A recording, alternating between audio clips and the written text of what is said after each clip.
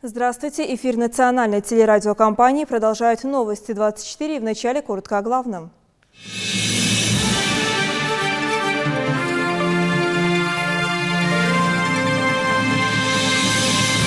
Рекордное количество участников и запланированных контрактов. Сегодня по полудню официально открылся Петербургский международный экономический форум.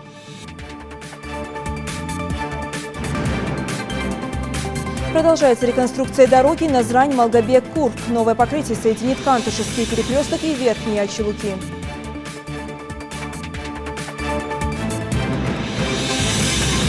Канны, петуньи, бархатцы и георгины. В Назране ведется благоустройство территории.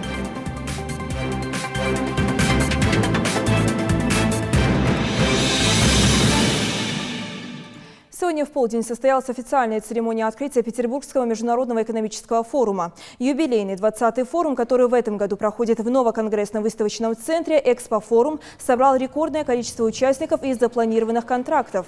Ингушетия не первый год представлена на этом мероприятии. В этом году республика планирует подписать порядка 10 соглашений о сотрудничестве с различными государственными корпорациями. Петербургский международный экономический форум посещает более 10 тысяч участников из России и из-за рубежа. Международного экономического форума Республика Ингушетия планирует подписать двустороннее соглашение с нефтяной компанией «Роснефть» о двустороннем сотрудничестве и продолжении работы по социальной программе компании. Также мы планируем подписать соглашение с Курганской областью по взаимодействию в экономической сфере, культурных направлениях, а также социальных вопросов. Также планируем подписать соглашение с Российским аграрным университетом и центром Алмазов, одним из ведущих медицинских центров не только Санкт-Петербурга и области, но и всей страны. Поэтому в целом отмечается интенсивная, хорошая работа на полях форума, который в этом году является юбилейным, собрал рекордное количество участников, а также отмечается серьезное увеличение по инвестпортфелю и тем соглашениям, которые планируется подписать. Власти Ингушетии планируют в этом году полностью ликвидировать двухсменный режим обучения детей в первой школе сельского поселения Троицкое.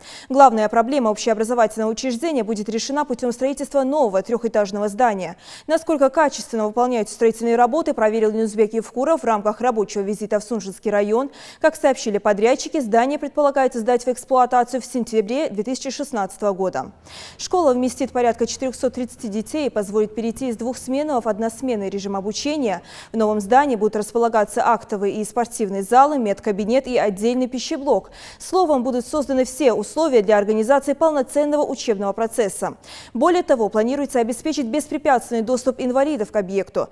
По итогам осмотра объекта глава Ингушетии отметил необходимость завершить строительство до 20 августа текущего года. Кроме того, руководитель региона распорядился благоустроить улицу Братскую, расположенную рядом со школой, в том числе путем привлечения внебюджетных источников.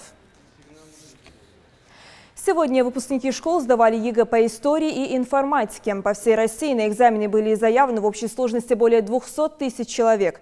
В экзаменационную работу по истории, состоящую из двух частей, входили 25 заданий, а по информатике 27, продолжит Мадина Пугоева. К предстоящему экзамену Лейла Пугоева начала готовиться еще в сентябре этого года, повторила пройденный материал, прошла пару пробных ЕГЭ и даже заранее решила, какие предметы будет сдавать помимо основных. Ни наличие камер видеонаблюдения, ни присутствие съемочной группы в аудитории девочку нисколько не смутило. Лейла уверена, историю сдаст, если не на отлично, то уж точно на хорошо. Я выбрала предмет, потому что у меня две старшие сестры, они тоже учатся, и одна закончила юридический факультет. Они стали для меня примером. На этом экзамене все как обычно. Сначала выпускников проверяют документы, потом наличие запрещенных предметов и далее называют этаж и номер аудитории. Все технические средства, необходимые для проведения ЕГЭ, на этом пункте имеются. Их наличие и исправность члены экзаменационной комиссии проверяют еще задолго до начала экзамена. Вот утром мы приходим, до начала экзамена, 6 часов, я должна обойти все аудитории, проверить и камеры, и часы, и доску, и количество мест, сколько соответствует, по 15 мест каждой аудитории, и доска как заполнена, и как она оформлена. Вот эти все моменты обязательно у нас учитываются. За ходом проведения ЕГЭ следят общественные и региональные наблюдатели, а также члены экзаменационной комиссии. Они наблюдают не только за экзаменуемыми, но и оценивают работу и профессионализм организаторов. На пунктах проведения экзаменов регистрация прошла благополучно, то есть трехступенчатая проверка и документы, удостоверяющие личность, и на наличие запрещенных предметов, таких как телефона и других носителей информации. То есть организаторы действительно справились со своими полномочиями, обязанностями. Пока на пунктах сдачи ЕГЭ работа идет полным ходом, в ситуационном центре правительства Ингушетии следят за ходом проведения экзамена. С начала периода проведения ЕГЭ наблюдатели в режиме реального времени зафиксировали несколько нарушений. На предпоследнем экзамене в Кантышевской школе у одного отняли телефон, другой попытался вынести КИМ, его тоже выпроводили. Например, сегодня у меня 303 пункт, соцномер города Малгобек. В данное время здесь нарушений нет. Все идет своим ходом. Организаторы в аудиториях, руководитель на месте. Нет нарушений пока. Пока выпускники занимают свои места, организаторы отмечают присутствующих. Далее проводят инструктаж и уже в 10:00 по московскому времени раздают КИМы выпускникам. Время, отведенное на решение задания, 3 часа. Каждый экзаменуемый решает сам, стоит ли зацикливаться на трудных вопросах или же лучше их пропустить, а к концу экзамена вернуться к их решению. Мадина Пугоева, Рахман Цуров, Новости 24. Расширенная трасса с гладким покрытием. Продолжается реконструкция дороги Назрань-Малгобек-Курб. Качественное покрытие уже соединяет средние и нижние Ачилуки. На этот раз ремонтные работы ведутся на участке дороги между Кантышевским перекрестком и верхними Ачилуками. Подробнее Румина Ахриева. Ремонт участка дороги Назрань-Малгобек-Курб после долгого затишья наконец возобновлен. Среди целей, поставленных перед рабочими, расширение дороги с 7 метров до 11, сглаживание так называемых острых углов и максимальное выравнивание самой дорожной полосы. Толщина этого асфальта, первый слой черный щебень называется, это 8 сантиметров, второй это мелкозернистый 7 сантиметров и финишный 5 сантиметров. Вот часть, которую мы ложим, это называется финишный. Всего толщина этого асфальта 20 сантиметров. В ремонте задействовано несколько бригад, одна из которых состоит из специалистов, приглашенных из Ставропольского края. Одно время ходили слухи, что дорогу якобы больше чинить не будут, и что специалисты уехали, сославшись на то, что их плохо финансируют. Как выяснилось, специалисты все еще работают. А такой долгий застой или перерыв в работе ремонтники объясняют тем, что так, по их словам, запланировано. Общая стоимость всей дороги 313 миллионов рублей всего участка. Это, практически нам пришлось бы все другие работы затормозить, именно все кинуть на этот участок. Поэтому было так распределено по годам, по участкам, так и было запланировано. Мы в один год все равно не можем такие работы завершить.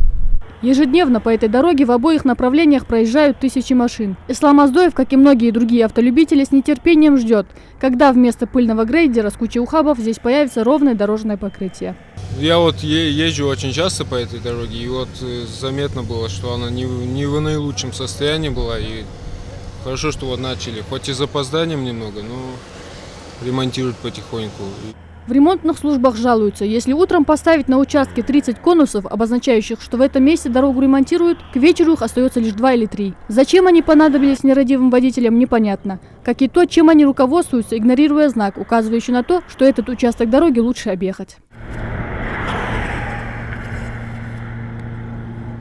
Ремонт участка дороги от Кантышева до начала Верхних Ачилуков планируют завершить до конца этого года. А 3,5 километра, на которые и поступает большинство жалоб водителей, будут приведены в порядок до конца священного месяца Рамадан. Так что поехать в Малгобек, поздравить родственников с праздником можно будет комфортно и не запачкав в пыли новенький костюм.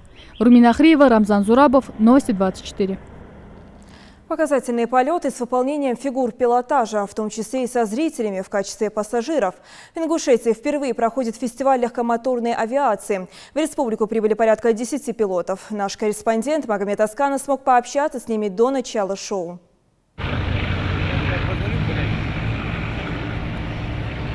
В аэропорту имени Сулымбека Асканова высадился целый десант легкомоторного транспорта. На первый взгляд даже и не скажут, что эти самолеты могут преодолеть расстояние в 1000 километров, а то и больше.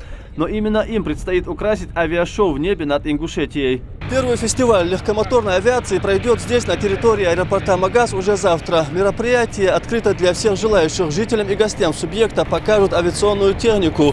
Запланированы обсуждения перспектив развития легкомоторной авиации в республике. Здесь же пройдут показательные полеты с выполнением фигур пилотажа.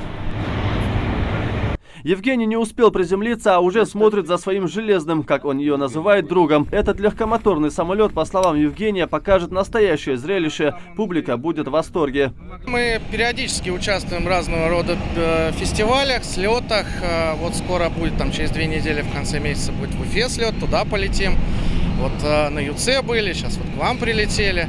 Ну, это очень хороший способ пообщаться с другими пилотами по всей стране. Этот румынский 4-местный учебно-тренировочный самолет второй серии 1974 года выпуска, несмотря на свой возраст, еще ни разу не подводил. Ребята на нем прилетели сначала из Москвы в Пятигорск, а оттуда в Ингушетию. Главные элементы легкомоторного самолета – это система бортового оборудования, силовая установка, крыло, оперение, фюзеляж, ну и шасси. К примеру, масса такого самолета составляет чуть больше тонны. Наряду с иностранными моделями самолетов стоит и наш прославленный кукурузник. Он тоже примет участие в завтрашнем шоу. Прилетел из Ставрополя, преодолев сотни километров, такой же кукурузник. Вместе с этими ребятами на борту и блогеры их региона. Перелет, по их словам, у них получился штатным. Я вижу замечательный аэропорт. Просто новые бетонки, новая полоса. Я считаю, что аэропорт великолепный. Сегодня всю команду пилотов и их пассажиров поселят в доме отдыха, расположенном в живописном селении Мужичи, а завтра они снова поднимутся на небо. Сбором и организацией команд пилотов занималась компания «Небосвод Авиа», которая заранее вела переговоры с пилотами из разных городов. На приглашение наших авиаторов откликнулись многие регионы. Развитие легкомоторной авиации, она влечет за собой развитие всей авиации. Соответственно, нам нужно развивать и малую, и гражданскую, и военную авиацию. И самое главное, это развивать и прививать интерес молодежи. Всех желающих посмотреть авиашоу ждут 16 июня в автовокзале, расположенном возле аэропорта. Специальных автобусов зрители будут доставлять на площадку, где и пройдет мероприятие. Оно начнется в 11 и завершится в 16 часов. Магомед Асканов, Ильяс Дасхоев. Новости 24. Тусклые городские пейзажи в прошлом. В Назране ведутся работы по благоустройству территории. Власти города в курсе о благоприятном влиянии цветов на эмоциональное состояние людей. Мастера трудятся над цветочным оформлением скверов и круговых развязок, а горожане радуются таким преобразованиям. Канны, бархатцы, георгины уже встречают нас на всех круговых развязках и скверах города. Проходя или проезжая на автомобиль мимо такой красоты, у многих непроизвольно поднимается настроение. Ведь яркие цветы радуют глаз даже в самую хмурую и ненастную погоду. А трудятся над созданием такого шедевра десятки цветочных дел мастеров. Светлана Базиева одна из них. Надев наушники, в которых звучит классическая музыка, и повязав на голову белый платок от солнца, женщина трудится над созданием очередной цветочной клумбы. Как признается Светлана, цветы – это ее слабость, а работа с ними – в радость. Мы много чего посадили. Это, например, бархатцы, это цинерариум, там бегошки растут.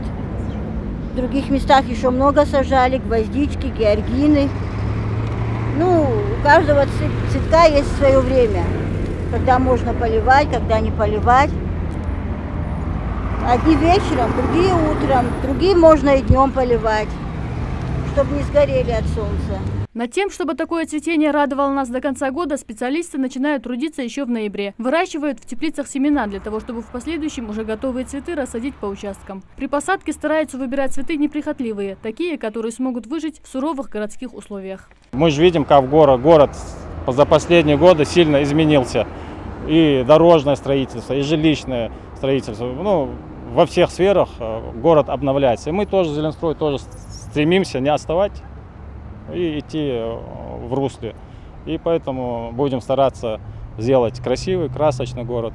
Именно цветы нам в этом помогают, растения помогают. Муса Гандалоев из Икажева. Он приезжает в Назрань не так часто, но изменения, которые замечает в любимом городе раз за разом, просто приводят его в восторг. Каждый раз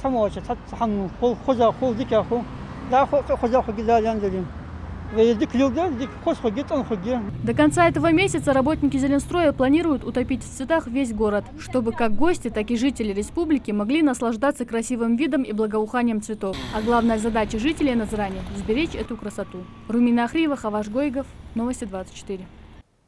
Это были все новости к этому часу в 19:00. Смотрите выпуск ингушских новостей с Фатимой Гагиевой. Ну а я с вами прощаюсь. До завтра.